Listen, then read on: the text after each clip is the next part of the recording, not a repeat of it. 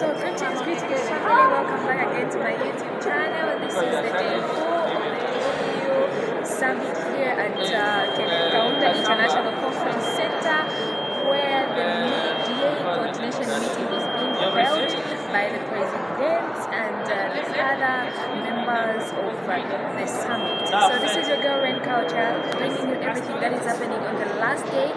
If you are new on my channel, do likewise and please subscribe, like, share, and don't forget to comment for me, and I will surely respond back. Remember, we are on the road to 1K. Support your girl, support me. Let's start the day and let's do this. Let's go. I'll see you later.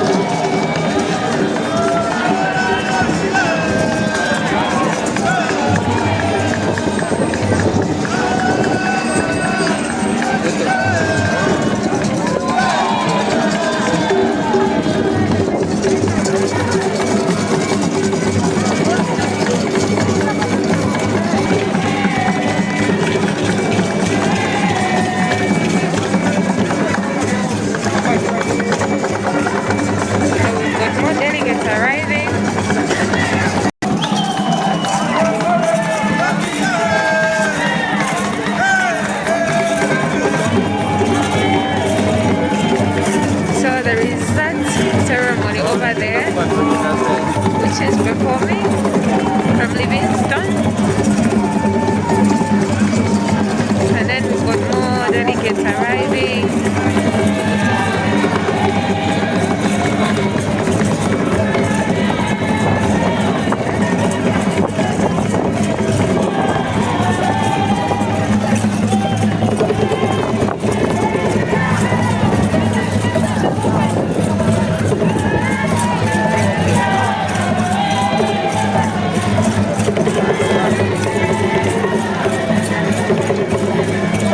That's the Wild Food Program.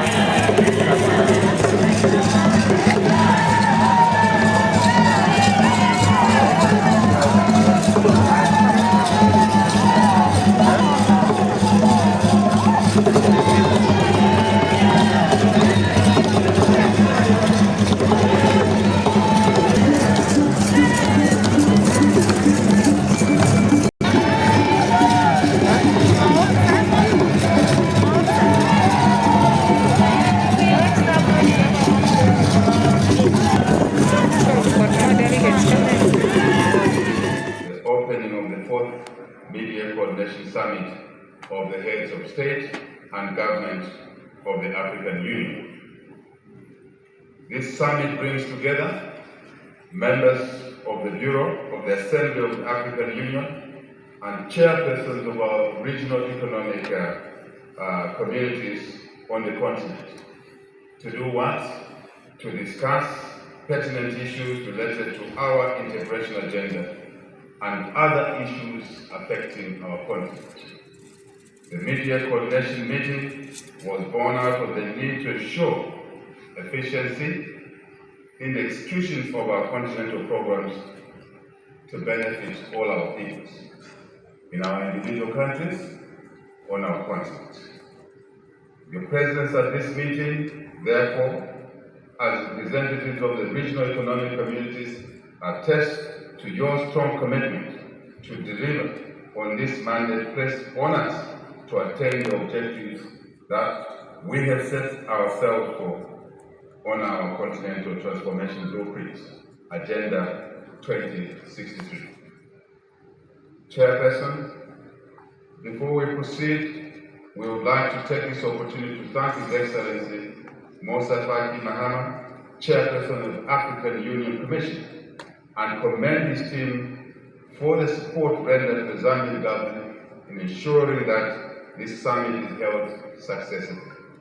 Thank you, Commissioner. Chairperson, Your Excellencies, at this juncture, we would like to reflect on the theme of this 2022 summit, and specifically to build resilience in nutrition, food security across the African continent, strengthening agriculture to accelerate human capital, social and economic development.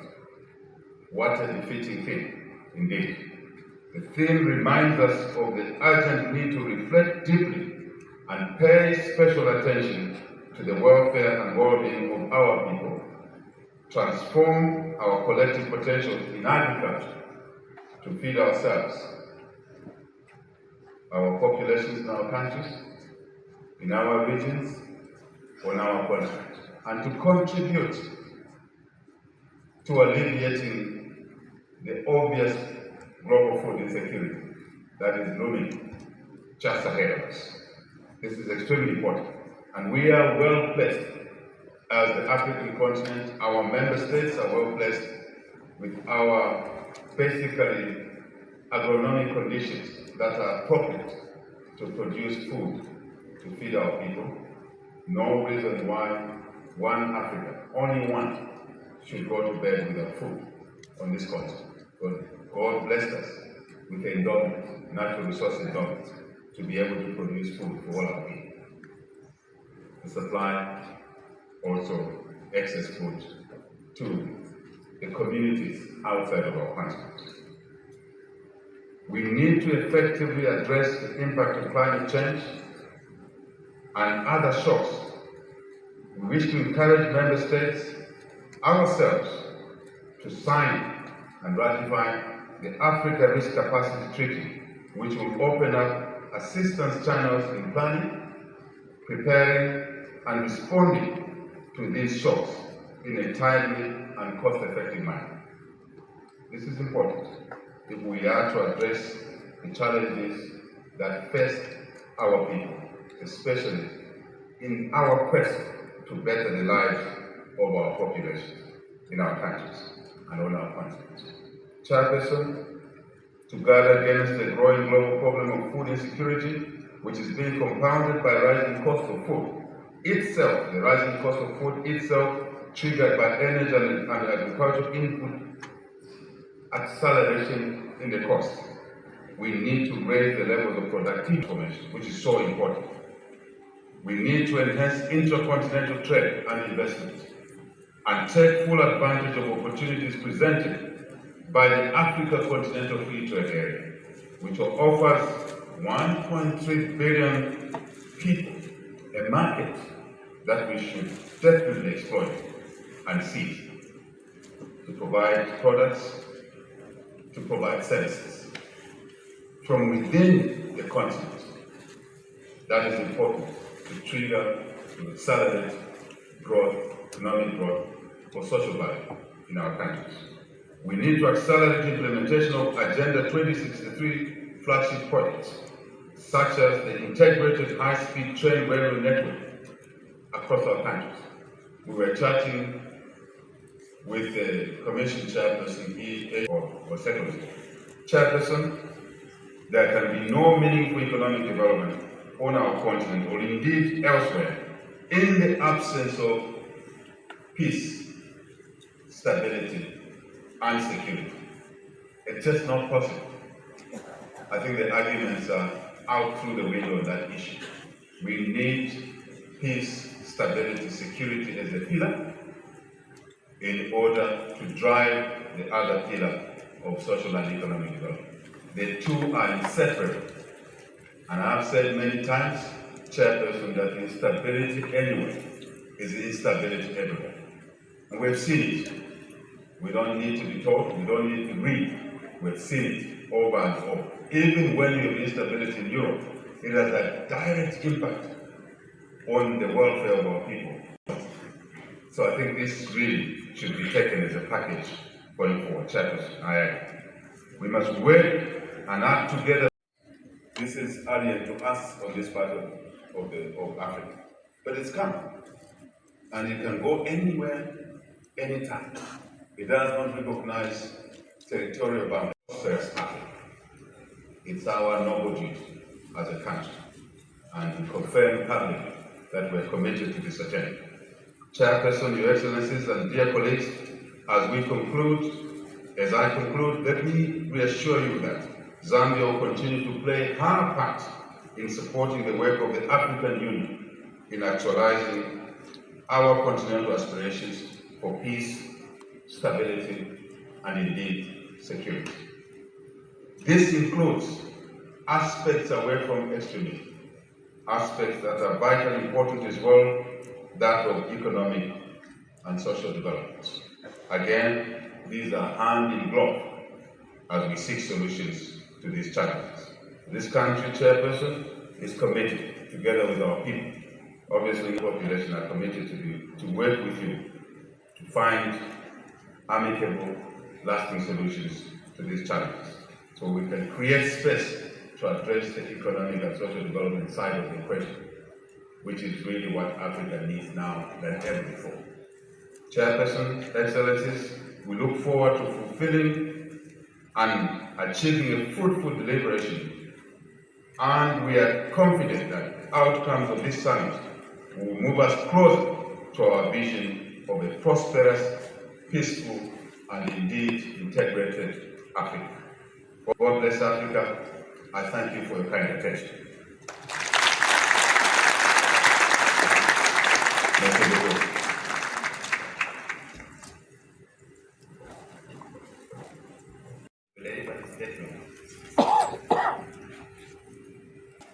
Former President of Niger, His Excellency Muhammad Isufu, Excellency former Prime Minister of Ethiopia, Haile Mariam Desalegn, Madam Deputy Chairperson of the African Union Commission, Madam Executive Secretary of the United Nations Economic Commission for Africa, Ministers, Commissioners, Executive Secretaries of the Regional Economic Communities, and AU's organs and institutions, Madam Director General of WTO, Mr. President of Afreximbank, representative of IDB, ladies and gentlemen.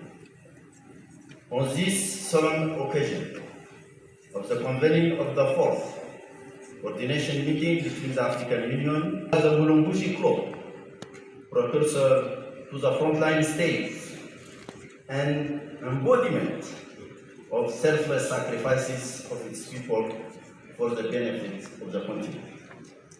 I'm happy that we are meeting in this Kenneth kaunda wing of the Mulungushi International Conference Center. We also remember that Lusaka hosted the 37th OAU Summit in 2001, which led the foundation for the African Union, which became operational in 2002, and thereby top of regional intégration through agenda. Les changements anticonstitutionnels du gouvernement par la perpétuation des coups d'État militaires dans plusieurs aux conséquences néfastes de la crise sanitaire due à la pandémie de la COVID-19 sont venus s'ajouter les effets déstabilisants du conflit en cours en Ukraine. L'augmentation exponentielle de la facture alimentaire et énergétique, en plus d'accentuer le déséquilibre des balances des paiements courants, entraîne entre autres la dépréciation des monnaies africaines qui à son tour provoque un alourdissement de la dette extérieure. Les changements d'appartenance des États à différentes communautés économiques régionales. Toutes ces contraintes méritent d'être analysées dans leurs interrelations à l'effet de définir les priorités dont la prise en charge impulsera le renforcement du mécanisme d'intégration. Monsieur le Président, Excellences, Mesdames et Messieurs, renforcer les mécanismes d'intégration, c'est optimiser en amont les modalités d'une coordination qui facilite l'emboîtement de nos différentes actions les unes dans les autres, en minimisant les chevauchements et autres duplications, dans la perspective d'un résultat qui reflète les objectifs inscrits dans les traités d'Abuja, instituant la communauté économique africaine et repris dans l'acte constitutif de l'Union africaine. Libération, je voudrais vous remercier de votre bienveillante attention.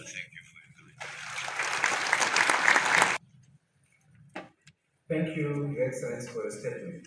Charles Michel, President of the European Council, to come to the podium and deliver a statement. Le président de l'Union africaine, Monsieur le président de la Commission de l'Union africaine, dear heads of states and of governments, Excellency, hospitality in your beautiful country, and a special thanks to Macky Sall and Moussa Faki for their kind invitation. Ladies and gentlemen, exactly 5 months ago, we, Europeans, had the same ambition to build together, piece by piece, a common space of peace, security, prosperity, and progress. This is our common promise. This must be our common duty to the young generations of Africa and Europe. And now, we must follow through on our commitments, and that's precisely what we have begun to do together through respectful and quality partnerships. And the goal of our partnerships is to create ties, not dependencies, strong bonds to face.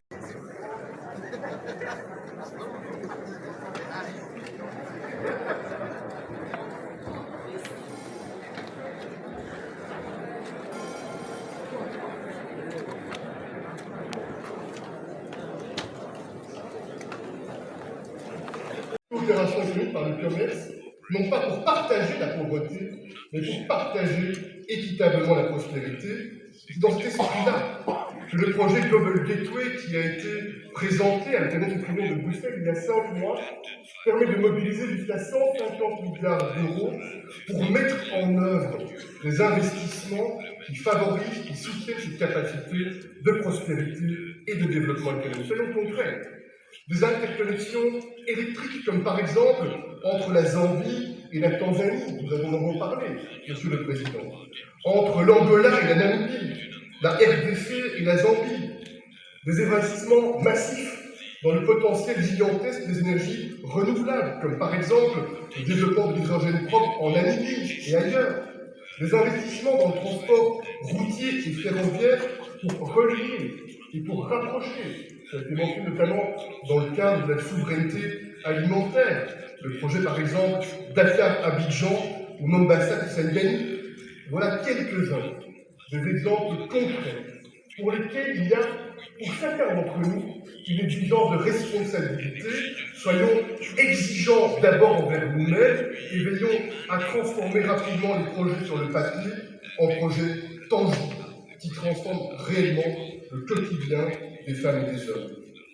Mesdames et messieurs, chers amis, et cela a été parfaitement dit par le président de coopération pour ce XXIe siècle, je le crois, j'en suis intimement convaincu dans ma chair et dans mon cœur. Notre partenariat stratégique est plus essentiel que jamais. C'est une offre qui est positive, qui est sincère, qui est loyale, qui est tournée vers l'avenir. Leadership, respect mutuel et confiance, leadership, respect mutuel et confiance peuvent être l'ossature pour ce partenariat. Leadership, respect mutuel et confiance sont l'âme de ce partenariat stratégique. Merci pour votre attention.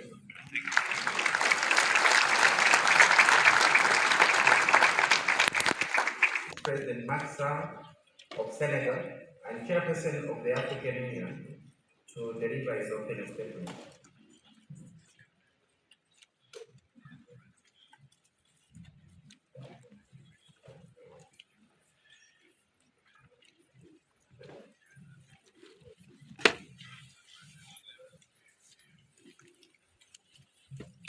Excellence, Kenneth, président de la République de Zambie, notre hôte.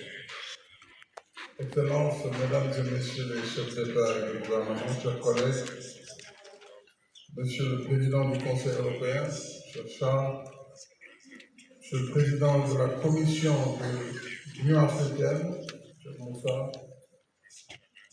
Mesdames et Messieurs les ministres et chefs de délégation, Mesdames et Messieurs les commissaires de l'Union africaine, Messieurs les anciens chefs d'État et de gouvernement, Messieurs les chefs des secrétariats des communautés économiques et mécanismes régionaux, Mesdames et Messieurs, distingués participants. En votre nom et au mien propre, je tiens d'abord à remercier vivement notre frère Kenneth, précisément pour l'accueil chaleureux qui nous a été réservé dans la pure tradition d'hospitalité zambienne. Thank you very much, Brother Kenneth, for hosting us in your beautiful city of Lusaka. We really feel like home. Thank you very much. Je voudrais également souhaiter la bienvenue au directeur général de l'OMC qui a beaucoup travaillé en effet dans ce compromis avec le pays producteur de vaccins, mais également avec les Africains. Donc, le centre de aussi bien avec la partie européenne à travers le Global Gateway qu'avec la partie américaine, entre autres. Je remercie le président Moussa Faki Ahmed pour son accompagnement et l'encourage à poursuivre le suivi de cette question vitale pour nos économies. Je veux parler de la question des importations de céréales et d'engrais. Plus récemment, au sommet du G7 en Allemagne, j'ai renouvelé notre plaidoyer sur des sujets d'intérêt majeur pour le continent, à savoir la réallocation partielle des DTS, les droits de tirage spéciaux, et la mise en œuvre effective de l'initiative du G20 de suspension du service de la dette pour soutenir nos efforts de résilience et de relance économique. Ce débat sur les DTS que nous serions de terre, il faut que nous poursuivions le plaidoyer puisque l'Afrique a besoin de ressources pour relancer son économie après 2 années de Covid qui se prolongent avec des variantes qui arrivent en cesse, mais également et de pouvoir recevoir les taux d'intérêt, et ça est dans l'intérêt de ces pays, producteurs et exportateurs. Ces questions, ajoutées à la faible rémunération de nos ressources minières et aux pratiques fiscales abusives sur le continent, handicapent lourdement nos pays en leur privant d'importantes ressources qui auraient pu largement contribuer à financer leur budget. Ce sont là des enjeux fondamentaux. Il me semble important de leur consacrer plus de temps dans nos débats internes et avec les pays et institutions partenaires.